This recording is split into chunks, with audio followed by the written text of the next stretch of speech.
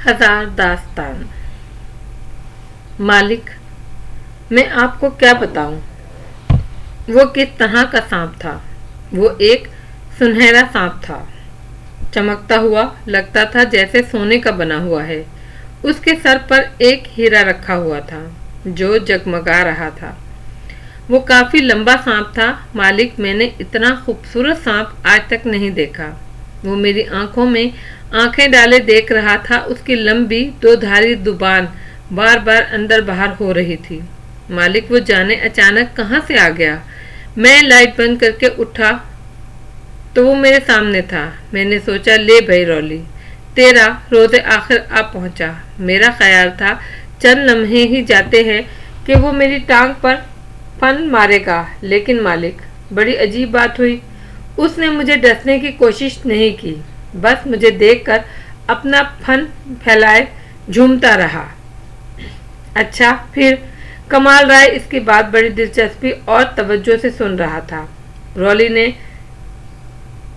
नाश्ता करने के बाद फौरन ही कमाल राय से मिलने की ख्वाहिश की थी।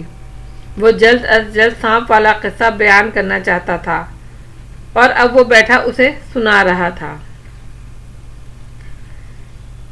बस मालिक, फिर एक और अजीब बात भी हुई। मालिक, आप इस बात को मजाक मत समझिएगा। वो क्या? कमाल राय ने पूछा। मालिक, मुझे ऐसा महसूस हुआ वो सांप बोला है। अच्छा? कमाल राय ने हैरत से दोहराया, ये तुम क्या कह रहे हो? हाँ मालिक, मैंने महसूस किया जैसे उसने कहा हो, तुमने हमारी आरज़ू की जान बचाई, उसे यहाँ बाहिफाजत ले आए। हम तुम्हारे शुक्रगुजार हैं। फिर तुमने क्या जवाब दिया? मालिक, मैं क्या जवाब देता? ऐसी अजीबो गरीब सूरत हाल ने मेरी सिट्टी गुम कर दी। बेड पर झूमता सांप, और वो भी बोलता हुआ, मुझ पर तो सकता तारी था। बस मालिक, फिर वो चंद लम्हे और मेरे सामने रहा। इसके बाद वो बेड से फिसल कर नीचे चला गया। मैंने उसे पर्दे की तरफ जाते देखा। फिर कुछ देर के बाद जब मैं हिम्मत करके उठा और मैंने कमरे में इधर उधर उसे तलाश किया तो वो मुझे कहीं नजर न आया। अलबत्ता कमरे में बहुत अच्छी खुशबू जरूर फैली हुई थी। बड़ी हैरत में डालने वाली बात है, कमाल राय ने कहा। वो सारा मामला फौरन समझ तो गया था, लेकिन रॉली के सामने वो इसके मुतालिक कोई बात करना नहीं चाहता था। लिहाजा उसने बेयकीनी अंदाज इख्तियार करके सांप वाले किस्से को यही ख़त्म कर दिया और फिर उसने इधर उधर की बातें करना शुरू कर दी। कोई 10 बजे के करीब एक सिक्योरिटी गार्ड ड्राइंग रूम में दाखिल हुआ। उसने एक मोटा लिफाफा कमाल राय के सामने रखा और बोला, सर, पैसे चेक कर लीजिए। कमाल राय ने लिफाफा उठाकर उसके अंदर झांका। लिफाफे में उसे 5 गड्डियां नजर आईं और ये गड्डियां हजार के नोटों की थीं। ठीक है, उसने कहा। सिक्योरिटी गार्ड के जाने के बाद कमाल राय ने रॉली को मुस्कुरा कर देखा और बोला, रात को तुम जाना चाह रहे थे, लेकिन मैंने तुम्हें रोक लिया था। अब वक्त आ गया है कि मैं तुम्हारी ख्वाहिश के मुताबिक तुम्हें रुखसत कर दूं, लेकिन जाने से पहले मैं चाहूँगा तुम मेरी एक छोटी सी बात मान लो। आप हुक्म करें मालिक। वो बड़ी फर्माबरदारी से बोला, इस लिफाफे में 5 लाख रुपए हैं। मैं चाहता हूँ तुम इस लिफाफे को अपनी पैंट की जेब में रख लो। कमाल राय ने कहा। कमाल राय की ये छोटी सी बात सुनकर रॉली का चेहरा मोहब्बत के जज्बात से तमतमा उठा। वो बड़ी अकीदत से उठा और मेज की तरफ से घूमकर कमाल राय की तरफ आया, जबकि नोटों से भरा लिफाफा मेज पर रखा हुआ था। उसने इस लिफाफे पर नजर डालना भी पसंद नहीं किया। वो एकदम झुका। उसने कमाल राय के पैरों को छुआ। रॉली, ये क्या कर रहे हो? कमाल राय ने अपने पैर एकदम पीछे खींच लिए। जब वो उठा तो उसकी आंखों में नमी तैर रही थी। वो गुलूगीर लहजे में बोला, मालिक, मैं एक इंतहाई घटिया और मनहूस आदमी हूँ। मेरी जिंदगी में गुनाह ही गुनाह है। मैंने बेशुमार लोगों को दुख पहुँचाया। मालिक, अब अगर मुझसे एक नेकी सरजद हो ही गई है तो उसे रायगंदा न करें। क्या पता मालिक, उस एक नेकी के बदले मेरी बख्शिश हो जाए। मालिक, ये लिफाफा मैं कभी नहीं उठाऊंगा, किसी कीमत पर भी नहीं। आपने मुझे इतना मान दिया, इतनी इज्जत दी, अपने बराबर बिठाया मालिक, इस सलूक को मैं कभी नहीं भूल सकता। कमाल राय शशोपंज में पड़ गया, क्या करे क्या ना कहे, और वो ऐसा क्या करे कि रॉली वो रुपए कबूल कर ले।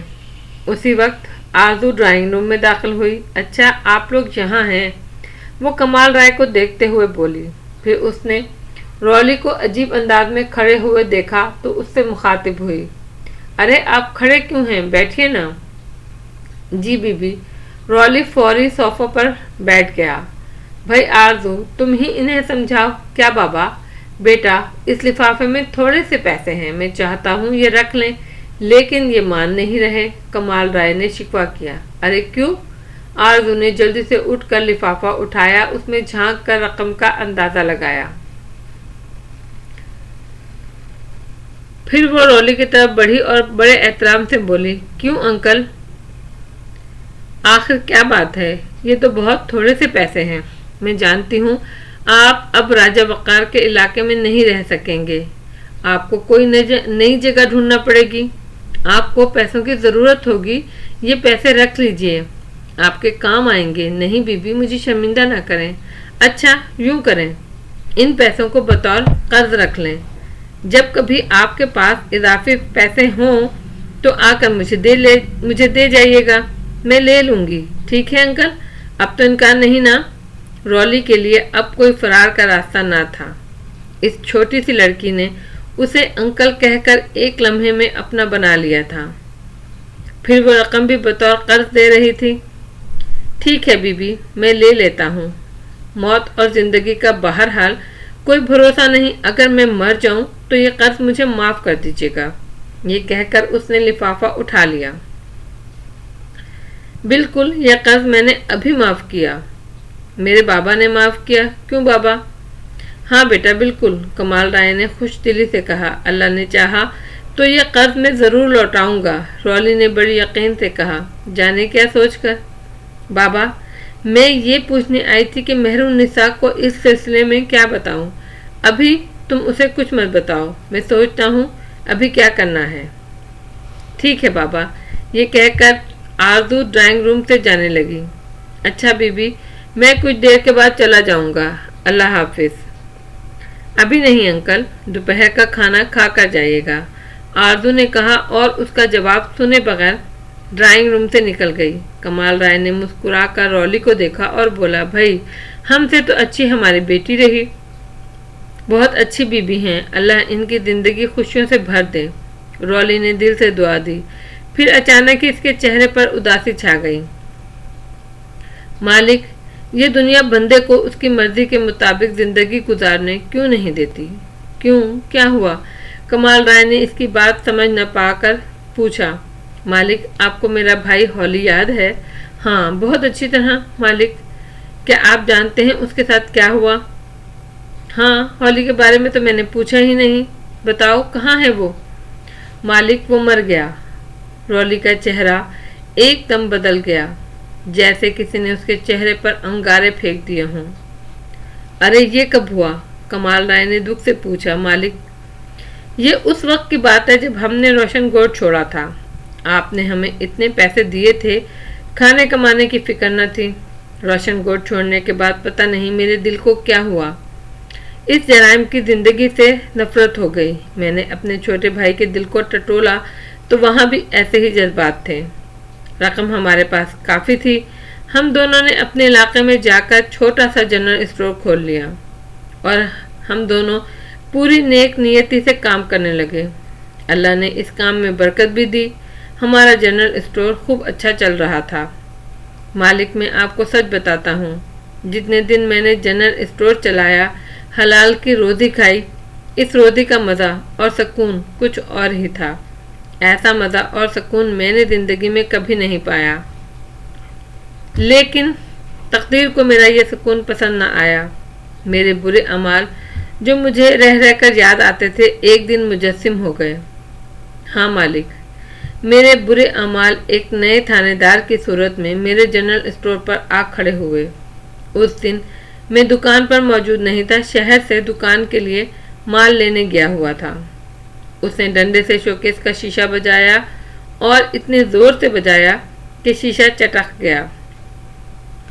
اس نے دکان پر موجود ہالی سے کہا، اوئے یہ تم لوگ کیا ترازو بانٹ لیے بیٹھے ہو، کام کرو کام، ان 2 پیسوں کی چیزیں بیچنے میں کیا رکھا ہے، سمجھے کہ نہیں؟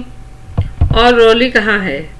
آج شام کو تم دونوں تھانے کا چکر لگاؤ، میری بات سمجھ گئے ہو نا؟ وہ بیچارہ ہالی کیا جواب دیتا؟ ڈنڈا مار کر تھانے دار نے شوکیس کا شیشہ پہلے ہی توڑ دیا تھا، اس کے لیے سر توڑنا کون سا مشکل تھا؟ اس نے خاموشی سے اس بات میں سر ہلایا اور دونوں ہاتھ جوڑ کر کھڑا ہو گیا۔ میں جب شہر سے واپس آیا اور میں نے ہالی کو منہ لٹکائے ہوئے اور شوکیس کا شیشہ ٹوٹے ہوئے دیکھا تو فوراً ٹھٹک گیا۔ میں نے سوچا، لے بھائی رولی، جس کام سے تو آج بچ رہا تھا اب وہ کام ہو گیا۔ یہ شیشہ کس نے توڑا؟ کیا کوئی جھگڑا ہوا ہے؟ میں نے پوچھا۔ رولی، وہ نیا تھانے دار آج خود دکان پر آیا تھا اور ہم دونوں کو تھانے بلا گیا ہے۔ اسے کیا پریشانی ہے؟ وہ کہتا ہے ترازو بانٹ چھوڑو اور کام کرو کام۔ اس نے تھانے دار کی پریشانی بتائی۔ اچھا، میں شام کو اس سے جا کر مل لوں گا، تو پریشان مت ہو، میں نے اپنے بھائی کو تسلی دی۔ شام کو میں اکیلا ہی تھانے پہنچ گیا۔ اس تھانے دار کو دیکھ کر میری سٹی گم ہو گئی۔ وہ مجھے اور میں اسے اچھی طرح جانتے تھے۔ وہ روشن کوٹ کے علاقے میں کبھی تعینات رہ چکا تھا اور اب مختلف علاقوں سے ہوتا ہوا یہاں تک پہنچا تھا۔ اس نے خلاف توقع مجھے بڑی عزت سے بٹھایا۔ میں نے اس کے سامنے ہاتھ جوڑے اور بڑی عاجزی سے کہا، سرکار، ہم لوگ یہ کام چھوڑ چکے ہیں، اب ہمیں سیدھے راستے سے نہ ہٹائیے۔ میری بات سن کر اس تھانے دار نے، جس کا نام عمر دراز تھا، ایک زوردار قہقہ لگایا۔ پھر اس نے ڈنڈے سے میرے دونوں ہاتھوں کو الگ الگ کیا اور بولا، اوئے تو نے بڑی ہی مزے کی بات سنائی، ہنس ہنس کر میرے پیٹ میں بل پڑ گئے ہیں۔ اوئے 900 چوہے کھا کر بلی حج کو چلی، نہ رولی نہ، میں کہتا ہوں تم لوگ سیدھے راستے بھٹک گئے ہو، اب اپنے اصل پر راست جاؤ۔ یہ کہہ کر وہ پھر ہنسا اور ہنستا ہی گیا۔ سرکار کیا چاہتے ہو؟ واردات۔ اس نے ایک لفظ میں اپنا مقصد بیان کیا، لیکن یہ لفظ کسی گولی سے کم نہیں تھا۔ کیسی واردات؟ میں نے گھبرا کر پوچھا۔ اوپر سے 10 لاکھ کی ڈیمانڈ آئی ہے، میں پریشان ہوں۔ اس نے بات شروع کی۔ یہ ڈیمانڈ کس طرح پوری ہوگی؟ میں نے پوچھا۔ کوئی 25 لاکھ کی اسامی اٹھا کر، اس نے جواب دیا۔ اوہ، اب ساری بات میری سمجھ میں آ گئی۔ وہ چاہتا تھا میں علاقے کے کسی زمیندار کو اغوا کر کے اس سے 25 لاکھ روپے وصول کروں اور اسے تھانے پہنچاؤں۔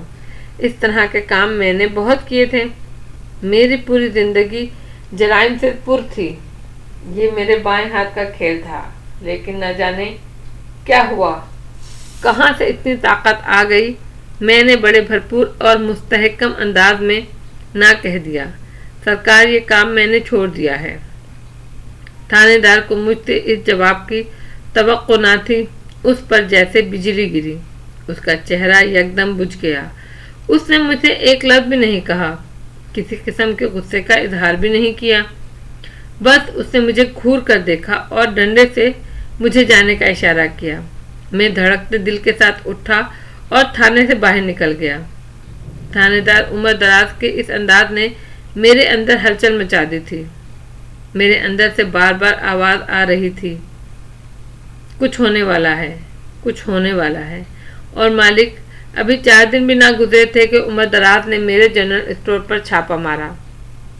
میرے جنرل اسٹور میں کوئی قابل اعتراض چیز نہیں تھی، اس کے باوجود ہم دونوں بھائیوں کو گرفتار کیا۔ ہم پر الزام لگایا کہ ہم جنرل اسٹور کی آڑ میں شراب کا کاروبار کرتے ہیں۔ اس سلسلے میں جھوٹی شہادتیں بھی اکٹھی کر لی۔ ہمارے جنرل اسٹور میں شراب کا کاروبار نہیں تھا، ہمارا جنرل اسٹور بند ہو گیا اور ہم دونوں کو حوالات میں ڈال دیا گیا۔ لیکن حکمت عملی یہ اختیار کی گئی کہ ہم دونوں کو الگ الگ لاک اپ میں رکھا گیا۔ 3 دن کے بعد میں نے دیکھا کہ 2 سپاہی ہالی کو ہتکڑی ڈالے باہر لے جاتے ہیں۔ وہ میرے سامنے سے گزرے تو میں بھاگ کر سلاخوں تک آیا اور چیخ کر بولا، میرے بھائی کو کہاں لے جا رہے ہو؟ میری اس بات کا किसी ने जवाब नहीं दिया। मैंने भाई का चेहरा देखा। उसने मेरी आवाज़ पर मुड़कर देखा था। उसकी आंखों में अजीब सी उदासी थी। वो चेहरा मेरी नज़रों में आज भी समाया हुआ है। इसने कुछ कहना चाहा, लेकिन सिपाही ने उसे धकेल दिया। ये मेरे भाई का आखिरी दीदार था। फिर मैं उसको कभी नहीं देख पाया। 7 दिन मुझे हवालात में रखकर 8वें दिन अचानक हवालात का दरवाज़ा खोल दिया गया और उमरदराज बानफ्स नफीस अंदर आया और बोला, जा रौली, तू आज़ाद है, लेकिन याद रखना तूने वापस मेरे ही पास आना है। मैंने उसकी बात का कोई जवाब नहीं दिया। सर झुकाकर हवालात से बाहर आ गया। थाने से बाहर निकला तो मेरे दिल की धड़कनें तेज थीं। मेरी छठी हिस्स बता रही थी कहीं कोई गड़बड़ जरूर है। उमरदराज ने अगर मुझ पर हवालात का दरवाज़ा खोल दिया है तो इसके पीछे ज़रूर कोई राज है। फिर मालिक, जब मैं अपने इलाके में पहुंचा तो मुझे आहिस्ता आहिस्ता सब मालूम हो गया। मेरे घर पर ताला पड़ा हुआ था। इस घर की चाबी पड़ोसी के पास थी। उससे चाबी लेकर घर खोला। घर का दरवाज़ा क्या खुला, गोया दुख का दरवाज़ा खुल गया। घर भाई भाई कर रहा था, इसलिए नहीं कि इसके मक्कीन गायब थे। घर में था ही कौन, एक मैं था और एक मेरा भाई। घर इसलिए भाई भाई नहीं कर रहा था कि वहाँ हौली नहीं था, वहाँ कुछ भी नहीं था। पूरे घर में झाड़ू फिरी हुई थी। हमारे हलाल की कमाई से खरीदा गया घर का तमाम सामान गायब था। मैं वहीं धम से ज़मीन पर बैठ गया। जब लोग आते गए और मुझे बताते गए, फिर किसी ने मेरे सामने एक अखबार रख दिया। मालिक, उस अखबार में मेरे हौली की तस्वीर छपी हुई थी। वो उसकी लाश की तस्वीर थी, खून में लथपथ लाश। उसे पुलिस मुकाबले में मार दिया गया था और उसे एक मशहूर डाकू दलदल जाहिर किया गया था। वो दादल की गिरफ्तारी पर हुकूमत ने 50 लाख रुपए इनाम रखा हुआ था। अपने भाई हौली की तस्वीर देखकर मेरे दिल में आग भड़क उठी। मालिक, हौली से मुझे बहुत मोहब्बत थी। उसके सिवा मेरा कोई भी नहीं था। मेरी आंखों में आंसू भर आए। मालिक, मैं आंसू नाम की किसी चीज़ से कभी वाकिफ नहीं हुआ था। जब मेरे आंसू आंख से निकलकर गालों पर बहे तब मुझे मालूम हुआ आंसू क्या होते हैं, ये क्यों आंखों में आते हैं। मैंने ज़िंदगी में लोगों को रुलाने का काम ही किया था। जाने कितनी ज़िंदगियां बर्बाद की थीं, जाने कितने घर लूटे थे। आज अपने आगे आई तो दिल खून के आंसू बहा रहा था। बस मालिक, किस्सा है मुख्तसर। मैंने उसी दिन बैठे बैठे ज़मीन पर छू कर कसम खाई कि अब उमरदराज की उम्र तबाह करके रहूँगा। उसने मेरे भाई को जाली मुकाबले में जाली नाम से मारा है। मैं भी उसकी लाश को बेनामो निशान कर दूंगा। मालिक, आप जानते हैं ऐसे काम के लिए एक मजबूत पनाहगाह की ज़रूरत होती है। वारदात करना इतना मुश्किल नहीं होता जितना वारदात करके छुपना। फिर मैंने राजा वक़ार की सूरत में जल्द ही पनाहगाह तलाश कर ली। उसे भी इत्तेफाक समझे कि जब मैंने राजा वक़ार से अपना मुद्दा बयान किया तो वो सोच में पड़ने के बजाय खुश हो गया, क्योंकि उमरदराज ने उसे भी किसी मामले में सताया था। मैं मौके की तलाश में रहा और एक रात जब वो उस बाजार से नशे में धुत अपने घर जा रहा था तो मैंने उसे चंद साथियों के साथ उसकी गाड़ी पर घेर लिया। मैंने उसे रस्सियों से बांध दिया और जंगल में ले गया। वो बहुत ज़्यादा चढ़ाए हुए था, उसे अपना भी होश न था। लेकिन जब उसने मौत को सामने देखा तो सारा नशा हरण हो गया। इस तरह मालिक, मैंने अपने भाई की मौत का बदला ले लिया। उसकी लाश को बेनामो निशान कर दिया। उसकी लाश आज तक किसी को न मिल सकी, और मिलती भी किस तरह। मैंने उसे टोटों की सूरत में मुख्तलिफ जगहों पर दफन कर दिया था।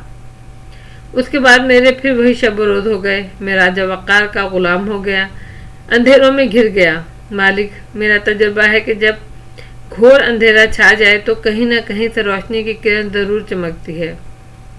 एक मर्तबा वो किरण आपकी सूरत में चमकी थी। मालिक, मेरा ख्याल है कि अपना क्या अपने आगे ज़रूर आता है। मालिक, बुराई की तरह अच्छाई भी इसी तरह सामने आती है। زندگی میں کیا ہوا، کوئی اچھا عمل کبھی نہ کبھی ضرور فائدہ پہنچاتا ہے۔ اتنا کہہ کر رولی چپ ہو گیا۔ کمال رائے اس کی کہانی سن کر سوچنے لگا، یہ انسان بھی کیا عجیب چیز ہے، اسے پلٹتے دیر نہیں لگتی۔ ایک جرائم پیشہ شخص کے دل میں کب روشنی آ جائے کوئی کچھ نہیں کہہ سکتا، ایک اچھے انسان کے دل میں کب اندھیرا چھا جائے کوئی نہیں جان سکتا۔ شاید اسی لیے کہتے ہیں کہ نیکی اور بدی کے درمیان محض ایک لمحے کا فاصلہ ہوتا ہے۔ دونوں اپنی اپنی سوچوں میں گم خاموش بیٹھے تھے۔ پھر کمال رائے نے خاموشی توڑتے ہوئے کہا، رولی، تمہیں اگر پناہ کی ضرورت ہو تو میں حاضر ہوں۔ آپ نے مالک مجھے اتنی بڑی رقم دے دی ہے، یہ میرے لیے بہت بڑی پناہ ہے۔ رولی نے بڑے ممنون لہجے میں کہا، پھر مالک میں چاہتا بھی نہیں کہ میرے معاملے میں آپ کسی بھی طرح ملوث ہوں۔ آپ راجہ وقار کو نہیں جانتے، وہ اپنے باپ راجہ سلیم سے 4 ہاتھ آگے ہیں۔ راجہ سلیم اگر کسی کے ساتھ دشمنی کرتا تھا تو اس کے کچھ اصول تھے، یہ شخص تو کسی اصول کا پابند نہیں، اسے وقار سے زیادہ پیسہ چاہیے، پیسے کے حصول کے لیے وہ کوئی بھی کام کر سکتا ہے۔ مالک میں اب زندگی کے آخری مرحلے میں ہوں، میں یہ بات اچھی طرح جانتا ہوں، جیسے ہی راجہ وقار کو معلوم ہوگا میں نے بی بی کو بحفاظت آپ کے حوالے کر دیا ہے، اسی وقت میرے نام کی گولی چل جائے گی، اس گولی پر میری موت کندہ ہوگی، اس گولی سے میں کب تک بچوں گا کون جانے۔ خیر مالک، ایک دن مرنا تو ہے، پھر اب موت سے کیا ڈرنا۔ ویسے مالک کی بات میں نے طے کر لی ہے، اکیلا نہیں مروں گا، اپنے ساتھ 2-4 بندوں کو لے کر مروں گا۔ رولی، تمہارے لیے میرا مشورہ یہی ہے کہ جرائم کی دنیا سے نکل آؤ، کہیں دور چلے جاؤ۔ مالک، کہاں جاؤں گا؟ راجہ وقار بڑا خطرناک شکاری ہے، اس نے کہاں کہاں جال لگائے ہوئے ہیں آپ کو کیا معلوم۔ آپ ٹھہرے ایک سیدھے سادے شریف آدمی۔ رولی بولا، میں چاہتا ہوں تم بھی شریف آدمی بن جاؤ۔ کمال نے کہا، مجھے کون بننے دے گا شریف آدمی؟ بنا تو تھا شریف آدمی، میرے بھائی کو مار دیا۔ رولی نے افسردہ لہجے میں کہا، تم گم کیوں نہیں ہو جاتے؟ کمال رائے نے مشورہ دیا۔ گم؟ اس نے اس لفظ کو کچھ اس طرح دہرایا جیسے بات نہ سمجھا ہو۔ ہاں، کسی ایسی جگہ چلے جاؤ جہاں راجہ وقار تمہیں تلاش نہ کر سکیں۔ اس ملک میں کوئی ایسی جگہ نہیں جہاں اس کے کتے نہ گھومتے ہوں، تو پھر بیرون ملک چلے جاؤ۔ کمال رائے نے تجویز پیش کی، تمہیں اس سلسلے میں مزید رقم درکار ہو تو مجھ سے آ کر لے جانا۔ اچھا مالک، سوچوں گا، آپ میری طرف سے پریشان نہ ہوں، میری پوری زندگی خطرات سے کھیلتے ہی گزری ہے، اب خطرات سے کیا ڈرنا۔ مجھے اب اپنے سے زیادہ آپ کی فکر ہے، بی بی کی فکر ہے۔ راجہ وقار آپ کا پرانا دشمن ہے، اس دشمن کو ابھی تازہ گھاؤ لگا ہے، وہ میری جان کا دشمن بننے کے ساتھ پلٹ کر آپ پر بھی حملہ کرے گا۔ رولی فکر مند ہوتے ہوئے بولا،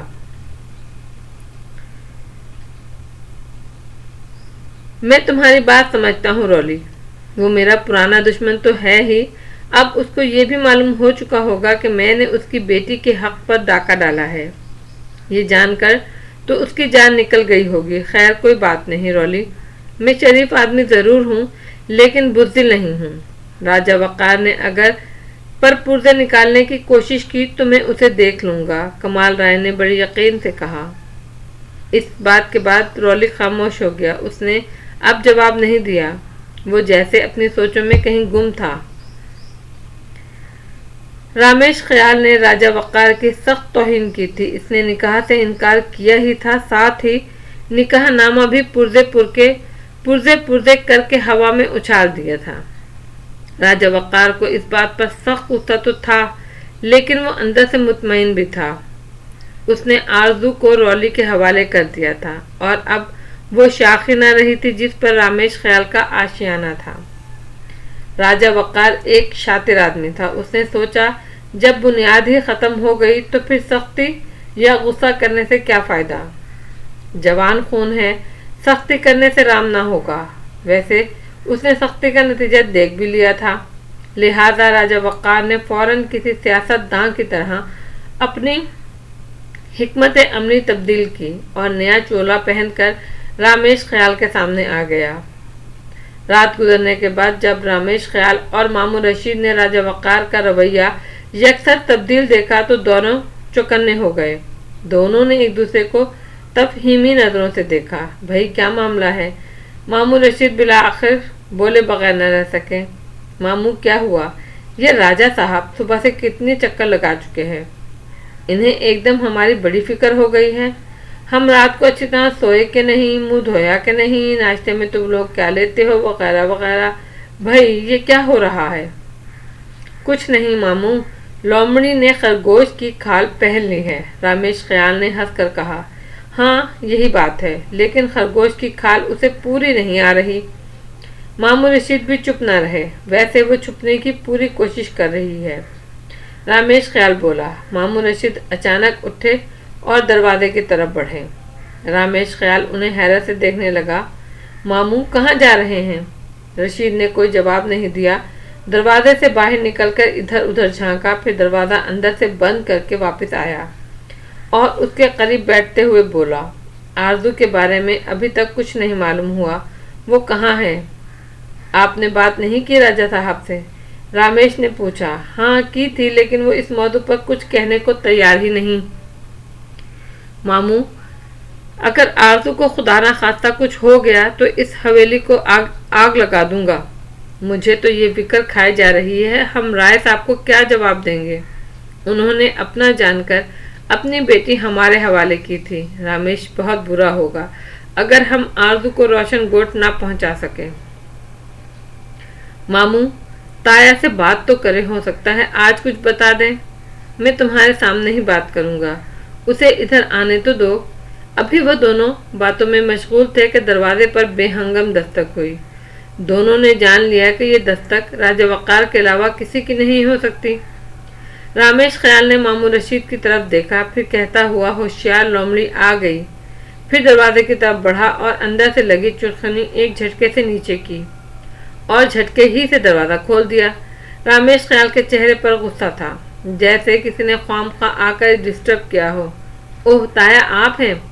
वो चेहरे पर नरमी लाता हुआ बोला। हाँ बेटा मैं हूँ। राजा वक़ार कमरे में दाखिल होता हुआ बोला। अरे यहाँ तो रशीद भी है। अच्छा कोई ख़ास बात हो रही थी? मीटिंग हो रही थी क्या? भाई शहरों में तो बात बात पर मीटिंग होती है, तो बाबा हमें भी बताओ। दरवाज़ा बंद करके किस खुफिया मसले पर बात हो रही थी?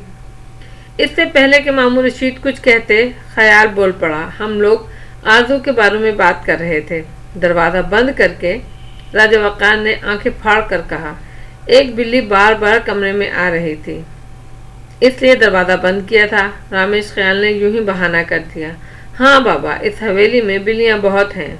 रात को जब सब मिलकर शोर मचाती हैं तो मुझे बहुत अच्छी लगती हैं। राजा वक़ार ने बड़े इत्मीनान से कहा। रात को रोती हुई बिल्लियाँ आपको अच्छी लगती हैं? इस मर्तबा मामू रशीद बोले। भाई जी, रात को बिल्लियाँ इस खौफनाक तरीके से रोती हैं, मेरी तो जान निकलती है। ओए रशीदे, तुम लोग शहरी हो, तुम्हें जंगल का क्या पता? बाबा, जंगल का मजा तो कोई शेर ही उठा सकता है। ये कहकर राजा वक़ार बेहंगम तरीके से हंसा, गोया अपने तई उसने बड़ी लाजवाब बात की हो। रामेश ख्याल ने जब महसूस किया कि राजा वक़ार ने आरजू को छोड़कर जंगल और शेर का जिक्र शुरू कर दिया है, तो उसने परेशान होकर मामू रशीद को देखा। राजा वक़ार अचानक अपनी हंसी रोक कर शिकार की कोई दास्तान शुरू कर देगा और ये दास्तान बड़े आराम से घंटा डेढ़ घंटा ले जाएगी। उसने इशारा किया कि वो आरजू का जिक्र छेड़े। वो भाई जी हम लोग जानना चाहते हैं। अरे रशीद, इतने दिनों के बाद तो आए हो, 2-4 दिन तो हमें मेहमान नवाजी का मौका दो। ठीक है बाबा, मुझे मालूम है कंस्ट्रक्शन का काम करते हो, इस काम में 100 झगड़े होते हैं, चले जाना, 1-2 दिन तो रुको। राजा वक़ार ने हंसते हुए कहा। भाई जी, आपसे एक बात पूछना थी। मामू रशीद ने फौरन पैंतरा बदला। हाँ हाँ बोलो, पूछो, जो मर्जी आए पूछो, बस उस छोकरी के बारे में कुछ मत पूछना। राजा वक़ार एक काया आदमी था, उसने वो बात कह दी जो इनके दिल में थी।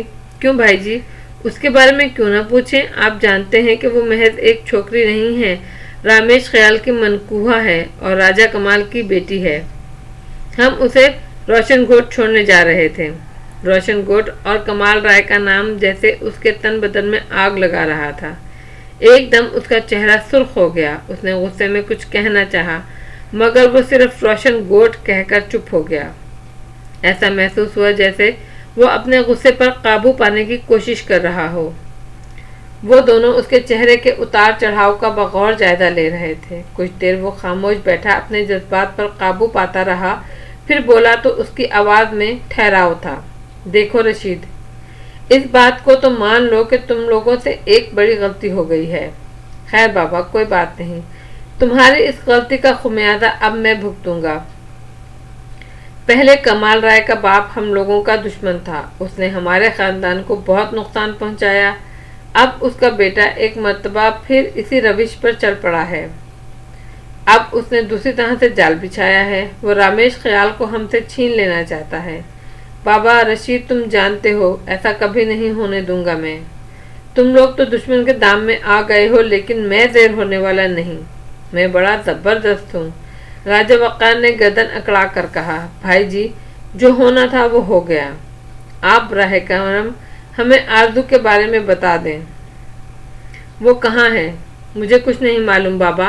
ये कहकर राजा वक़ार उठा और तेज तेज कदमों से चलता कमरे से बाहर निकल गया। वो दोनों एक दूसरे का मुंह देखते रह गए।